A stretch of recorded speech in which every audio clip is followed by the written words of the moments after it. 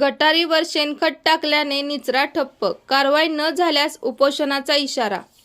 Mahadevnagar ward क्रमांक 3 मध्ये गेल्या 1 वर्षापासून गटारीच्या समस्येमुळे नागरिक त्रस्त झाले आहेत। काही नागरिकांकडून गटारीवर शेणखत टाकले जात असल्याने गटारी पूर्णपणे तुंबल्या असून सांडपाण्याचा निचरा होत नाही। परिणामी परिसरात दुर्गंधी पसरत असून नागरिकांच्या आरोग्यावर परिणाम होण्याची भीती व्यक्त केली जात आहे। स्थानिक नागरिकांनी ही समस्या वारंवार ग्रामपंचायत सरपंच व सदस्यांच्या निदर्शनास आणून दिली आहे। मात्र गेल्या 3 महिन्यापासून करूया अशी आश्वासने देत येत असून प्रत्यक्षात कोणतीही ठोस कारवाई झालेली नाही, अशी नाराजी नागरिकांनी व्यक्त केली।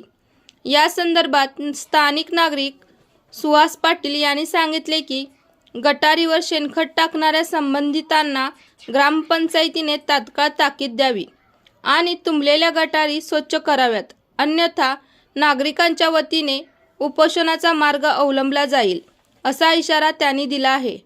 परिणामी वॉर्ड क्रमांक 3 चे ग्रामपंचायत माजी उपसरपंच सचिन पाटील यांनी वारंवार सरपंच अंजू तोरे यांच्याकडे वारंवार तक्रार केली आहे, परंतु ग्रामपंचायत सरपंच यांच्याकडे दुर्लक्ष करताना दिसत आहे।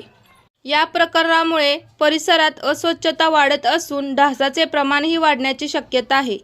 त्यामुळे ग्रामपंचायतीने तातडीने उपाययोजना करून नागरिकांना दिलासा द्यावा, अशी मागणी जोर धरत आहे। वार्ड क्रमांक 3 मध्ये शनिवार पेठमध्ये काही नागरिकांनी ग्रामपंचायतीच्या मालकीच्या गटारीमध्ये शेणखत वगैरे टाकलेलं आहे। त्यामुळं तिथून शेजारी रहिवाशांना त्याचा नाहक त्रास होतो आहे। या संदर्भात तेथील नागरिकांनी माझ्याकडे 2 दिवस तक्रार केली होती।